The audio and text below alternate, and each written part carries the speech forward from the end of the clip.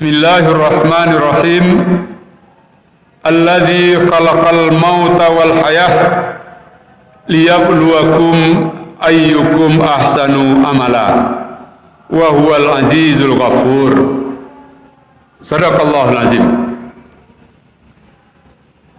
Di ayat ini Allah menjelaskan kepada kita, Allah lah khalaqa, Allah yang menciptakan kematian dan kehidupan. Jadi penggalan pertama dari ayat ini mengingatkan kita akan kehidupan. Kematian dan kehidupan itu semuanya di tangan Khalik, di tangan Allah. Kini orang yang banyak, papa dan ibu-ibu, ketika ada yang meninggal, pertanyaan orang, bah meninggal. Ada yang menyebut corona, ada yang menyebut stroke, ada gagal ginjal, jantung, macam-macam. Orang sibuk dengan sebab. Kalau kita balikkan ke Al-Quran, maka kita akan teringat siapa yang membuat sebab itu. Alladzi khalaqal mauta, Allah yang menciptakan kehidupan dan kematian itu. Ini persoalan tauhid, tauhid rububiyah. Allah lah pencipta, Allah lah yang mengadakan sesuatu dari yang tidak ada menjadi ada. Itu namanya tauhid rububiyah. Lalu ayat berikutnya menjelaskan untuk apa Allah ciptakan kematian. Kenapa ada seseorang hidupnya panjang, ada seseorang hidupnya pendek, ada seseorang meninggal muda dan lain-lain sebagainya. Untuk apa Allah ciptakan kehidupan dan kematian itu? Liyabluwakum ayyukum ahsanu amala. Kata Allah, untuk menguji kamu, siapa di antara kamu yang amalnya terbaik. Jadi setiap hari kita berhadapan dengan kehidupan, kematian. Ada yang meninggal dunia setiap hari. Malahan Badan Kesehatan Dunia itu mencatat setiap hari itu manusia jumlahnya banyak yang meninggal dunia. Malahan kalau dibagi per hari itu, per jam, per menit, per detik, maka setiap detik menurut catatan Badan Kesehatan Dunia itu, setiap detik itu manusia meninggal 5 orang. Satu detik meninggal 5 orang. 2 detik meninggal 10 orang. Itu Allah yang menciptakan kematian itu. Dan juga sebaliknya Allah yang menciptakan kehidupan. Dicatat juga oleh Badan Kesehatan Dunia bahwa setiap detik itu manusia itu lahir 8 orang. Satu detik tercoroh 8 orang, bapak dan ibu para pendengar. Jadi dapat kita ambil kesimpulan, setiap detik penduduk dunia itu bertambah 3 orang. Lah iya 8 meninggal 5, 8 kurang 5 3. Berarti dalam tempo samini bertambah penduduk dunia itu 180 orang. Dalam tempo sejam sekian, dalam tempo sehari sekian, dalam tempo setahun sekian. Jadi kalau ada papa ibu-ibu punya sekolah TK, jangan rusuh ahli sekolah itu katutui indah. Karena setiap detik penduduk dunia itu bertambah 3 orang. Namun sebaliknya tantangan juga bagi generasi muda ke depan, bahwa di tahun sekian bumi ini sudah padat, lapangan kerja tambah sulit, persaingan hidup tambah ketat. Itu Allah ciptakan kematian, Allah ciptakan kehidupan. Untuk apa? Liyabluwakum ayyukum ahsanu amala. Untuk menguji kamu, siapa di antara kamu yang amalnya terbaik. Kalau Papa dan Ibu mengaji di Akabah Saiswa, ahsanu itu isim tafdil. Kalau dalam bahasa Arab, kalau dalam bahasa Inggris, ahsanu itu superlatif, kalimat yang menyatakan super. Jadi Allah inginkan dari amalan kita, dari ibadah kita, bukan sekedar sah, tetapi Allah inginkan jauh lebih hebat daripada itu. Liyabluwakum ayyukum ahsanu amala. Siapa di antara kamu yang amalnya terbaik? Pertanyaan ini perlu kita jawab di dalam kehidupan kita masing-masing. Kita sudah sekian puluh tahun beragama, sudahkah kita beramal terbaik? Salat kita sudah terbaik. Duduk kita merenung sesudah salat, ditikar sajadah, sudah sampai salat saya nilainya terbaik atau belum? Bagaimana mengukurnya para pendengar yang dimuliakan Allah? Kalau salat kita 1 rakaat 2,5 menit, 4 rakaat itu 10 menit, adakah kita teringat dengan Allah dalam 10 menit itu agak 9 menit? Bagaimana kita menjawabnya? Oh, mungkin para pendengar mengatakan 9 tak sampai dah Ustaz, 8 lah 8. Artinya 8 menit kita khusyuk, 2 menit kita melayang-layang. Sampai tak? Kita jawab bersama-sama para pendengar yang dimuliakan Allah. Jawapannya itulah kualitas ibadah kita. Kita yang tahu, Allah yang tahu. Jadi mohon maaf kalau ada orang kini mengaku saleh, taubatlah. Jauh barangkali panggang dari api kalau kita mengaku diri kita saleh. 10 menit salat asar, sampai tak 8 minit kita ingat kepada Allah, 2 minit ingat yang lain-lain, sampai tak? Oh, dah sampai je 8 minit dah, 7 lah. Oh, indah je dah Ustaz, 6, indah je dah 5, indah je dah 4. Tidak juga 4 minit ketika takbiratul ihram ingat dah Allah. Kalau tidak juga, bapak-bapak, ibu-ibu, para pendengar yang dimuliakan Allah, begitu rendah kualitas ibadah salat kita. Bila kita kabarubah le,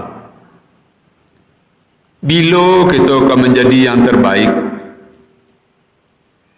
Dalam Al-Quran Allah mengingatkan kita agak tajam sedikit. Apa kata Allah dalam surat Al-Hadid ayat 16? Alam ya'ni lilladzina amanu an takhsha'a qulubuhum li zikrillah. Ulang lagi ko acuk-acuk bapa dan ibu, masukkan ke dalam jiwa kita, rasukan dengan hati nurani kita, alam yakni lilladzina amanu, belumkah tiba masanya bagi orang yang beriman untuk khusyuk hatinya, ingat kepada Allah.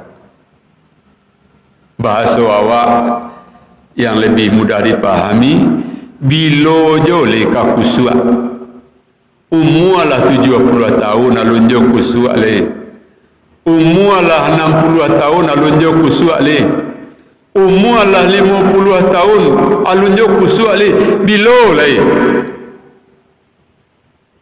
jan-jan Bapa dan Ibu yang menakutkan bagi kita, yang mencemaskan kita alun khusyuk le malaikat maut Allah tiba. Inilah yang mengirikan kita. Itu salat tapi salat kita tidak khusyuk. Mungkin iko makna barangkali dari syair, bagaimana orang dulu menyadarkan kita, dia buat syair. Menangis mayat di dalam kubur, teringat badan tidak sembahyang. Kalau iko kita menuangkan Bapa dan Ibu, jatuh ke dalam air mata. Kita lagi salat tapi tidak khusyuk. Berarti amalan kita tidak terbaik. Kalau sekolah terbaik itu nilai 9, 10 lah. Kalau nilai kita 6 atau 7 itu lebih makan. Kalau nilai kita 8 atau 7,5 itu sedang. Mari kita nilai ibadah salat kita. Yang lebih menakutkan lagi apa yang disampaikan oleh Rasulullah kepada Aisyah. Hati-hatilah kamu Aisyah, copetan iblis dalam salat. Ada orang salat itu dicopet oleh iblis, ada. Ketika dia sudah berpaling dari mengingat Allah, Allah berpaling pula dari dia.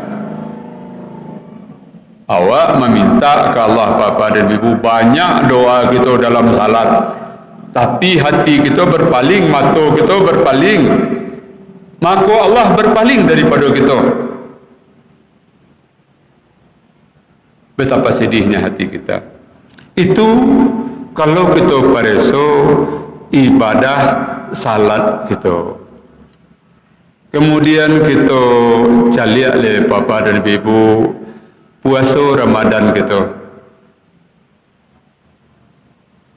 Kini kita lah separuh Ramadan.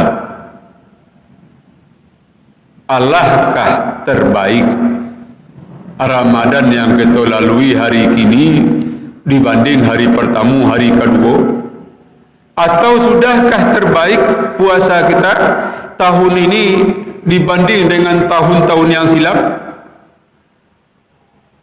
Kita sudah melakukan ibadah puasa tidak tangguang-tangguang. Lah barangkali Ramadan, Bapa dan Ibu puasa Ramadan. Umur kini taruhlah umur kita 50 lah. Puasa saja umur 7 lah. 50 kurang 7 sampai 43 kali Ramadan. Lah 43 kali Ramadan kita puasa.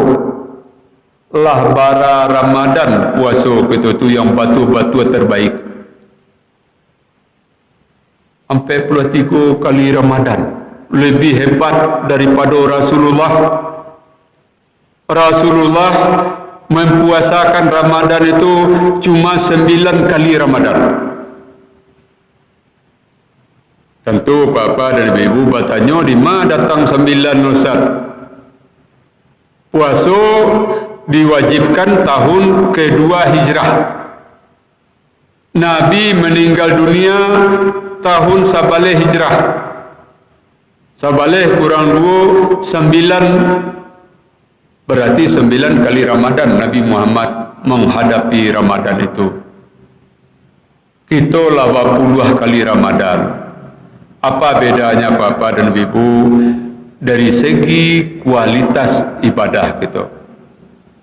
Mungkin kita nilainya lebih makan, Rasul nilainya ahsan, terbaik. Di dalam beberapa hadis Rasulullah juga menggambarkan kepada kita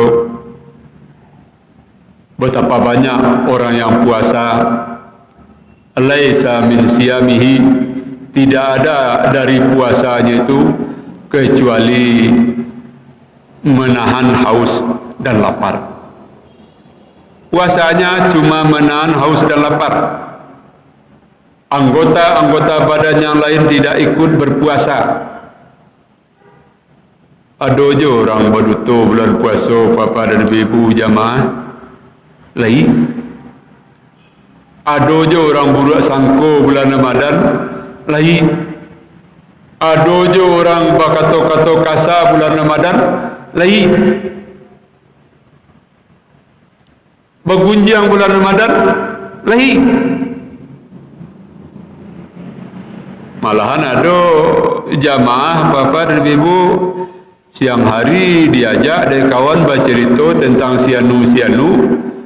Jawe beliau unde antilah cerita orang tu kini awak puasa. Biko lah sudah maghrib awak cerita itu. Berarti puasanya itu tidak mencegah dirinya dari memfitnah, menggibah dan lain-lain sebagainya itu. Puasa hanya sekedar menahan lapar dan menahan haus.